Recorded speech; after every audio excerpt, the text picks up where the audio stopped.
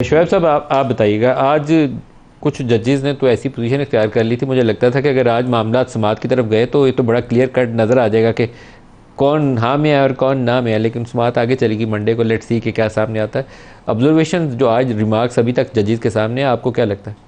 देखिए, बड़ी positive observation है। एक दो चीज़ें हैं इसके एस्पेक्ट के। एक तो ये है कि किस कानून और किस आइन की प्रोविजन के तहत जो प्रोपोर्शनेट शेयर को इंटरप्रेट किया गया, जो पार्टियां अपना हिस्सा और हक ले जाएं, बाकी भी कह दें जो बच गई हैं वो हमें दे दो। यानी अगर एक सीट आपकी असम्बली में है और 70 सीटें बाकी खाली हैं, जो 99% बाकी लोग बैठे हुए हैं उनको नहीं देंगे, आपको दे देंगे। ये तो कानून ये तो एक हिस्सा है। लेकिन उससे पहले जो जजेस पूछ रहे हैं कि आप वो कानून बताएं जिसके तहत आपने इनको इंडिपेंडेंट डिक्लेयर किया। Quote that law, quote that law. There was no answer. बड़ी इंपॉर्टेंट बात आपने की। पहले दिन से मेरा और सलमान अकरम राजा की राय थी कि जनाब हम इंडिपेंडेंट नहीं हैं। आपके भी कई बिल्कुल प्रोग्राम में भी बात है, हम पार्टी के नॉमिनीज हैं। राजा साहब तो कहते थे कि हमने फॉर्म पे ऊपर लिख के दिया, हमें आपने कैसे इंडिपेंडेंट करार दे दिया। वो बल्कि वो तो पटिशन लेके हाई कोर्ट चले गए, हाई कोर्ट गए। हाई कोर्ट ने वापस भेज दिया, इलेक्शन कमीशन डिसाइड करे। इलेक्शन कमीशन ने आगे से आर्डर कर दिया, चूंकि आपका जो सर्टिफिकेट जजेस ने उनकी पोजीशन को इंडोर्स कर दिया। उन्होंने कहा कि ये वाकई पार्टी के ही नुमाइंदे थे। सिंबल का निशान भी आप किस तरह छीन सकते हैं? इंट्रा पार्टी को पसंद करें आपको ना करें, जो भी एक इशू है, इंट्रा पार्टी इलेक्शन दोबारा हो जाएगा। अच्छा, तीसरी मरतबा जो इंट्रा पार्टी इलेक्शन हुआ है, अभी तक हमें सर्टिफिकेट नहीं दिया। आज तक वो रख के बैठे हुए हैं इलेक्शन कमीशन, उस पर फिर एतराज लगा दिया। लेकिन जजेस आप गिने तो justice Athar Minallah, justice Mansoor, justice Mandokhail, justice Muneeb, justice Ayesha, ये बड़ा क्लियरली मंसूर शाह साहब बाकी मोहर लगा रहे हैं इस पॉइंट ऑफ व्यू के ऊपर। तो मुझे तो आज लगता था कि मामला आइन की तशरीह का मामला इस बेंच के अंदर वो खुल के नजर आ रहा है कि बेंच क्या कह रहा है। देखें, ये बल्कि वो जो इसका दूसरा हल भी एक है और भी ज़्यादा सिंपल तरीके से, वो जो जजमेंट, जो मुतनाज़ा जजमेंट है जिसके खिलाफ रिव्यू पेंडिंग है, उसको भी ये लार्जर बेंच में पेश कर देना चाहिए।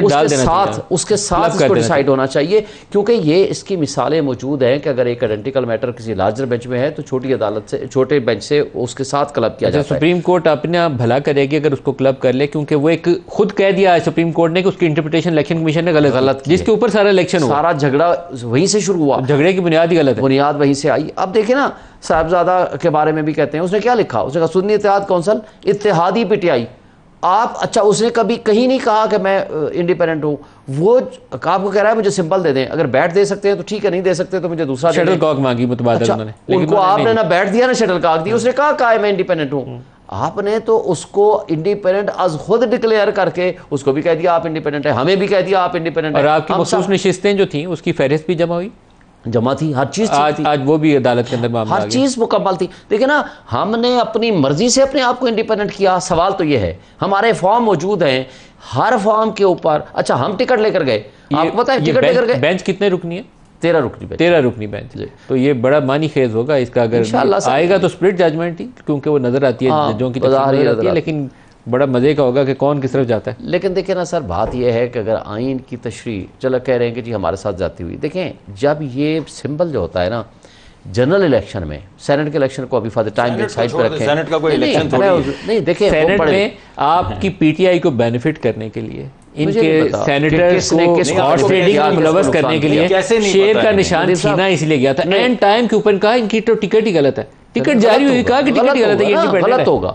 लेकिन मैं जो जिस बात को सुने, नहीं मैं टिकट की बात नहीं करता, फैसला गलत हो सकता है। देखिए, फैसला गलत हो सकता है, लेकिन जो मैं आपको वाजे करना चाहता हूं, दो मामला तुम्हें सर, एक बाप पार्टी का क्याम बलूचिस्तान में इनकी हुकूमत गिरा के, दूसरा इनसे शेर का निशान छीना गया और इनके सेनेटर्स को इंडिपेंडेंट किया गया। ये दोनों बुनियाद थे पीटीआई को उस वक्त इक़्तिदार दिलाने के लिए, और बलूचिस्तान हो या मेरी बात मुकम्मल नहीं होगी, ये बहुत इंपॉर्टेंट बात है। देखें, 70% हमारी आबादी नाखादा है। ये बुनियादी इंसानी हक है उस नाखादा आबादी का कि जिस पार्टी को वो वोट देना चाहें, वो सिंबल के ज़रिए वो उसको आइडेंटिफाई करके वोट दें। ठीक है, वो जब आप हक छीन रहे हैं ना, ये एक पार्टी का हक नहीं छीन रहे, ये पूरी आवाम का वो हक है जो हमारी नाखादा आबादी है, जिसने सिर्फ शनाख्त के ज़रिए वो वोट देना है। आपने उस हक से उसको महरूम किया है। ये बहुत बड़ा जुर्म है। इस तरीके से देखें, पढ़े लिखी दुनिया में वहाँ सिर्फ नाम चलता है, काफ़ी है, आपको सिंबल देने की ज़रूरत नहीं है। लेकिन सिंबल जहाँ जब दिया जाता है, क्योंकि पाकिस्तान या हमारे इस सब कॉन्टिनेंट में जहाँ आपकी वोटर को सहूलत देने के लिए, ये बात सही सहूलत देने के डॉक्टर मुसद्दिक अच्छा, फिर वो जो मुतराज़ा है, इनका हक तो ठहरा इंसानी, हमारा क्या था, हैवानी।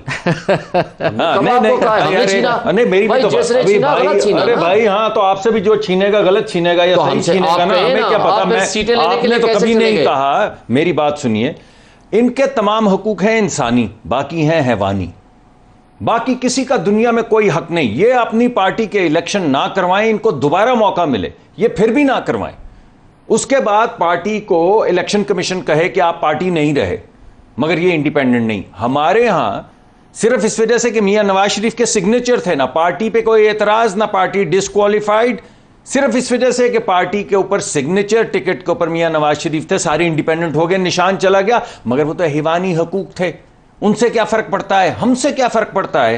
देखिए, फर्क सिर्फ इनको पड़ता है। इमरान खान ने इसका पैमाना हिवानी वाला जो आपने कहा ना खुद ही तय कर दिया हुआ। वो कहते थे कि न्यूट्रल तो जानवर जी, होता वो है। जानवर और भी बहुत कुछ। अभी तो मैंने हैवानी तो मैंने बड़ी एक हमारे दोस्त हैं, तो मैंने बड़ा मौजूद जो अल्फाज ये आप बोलेंगे, मैं भी आपको नहीं बोलने दूंगा। सारा प्रोग्राम इसी तरह चलेगा, आप नहीं काट सकते, काट नहीं सकते मेरी बात। जब ये बात ऐसे चलेगी तो बराबर चलेगी ना तराजू।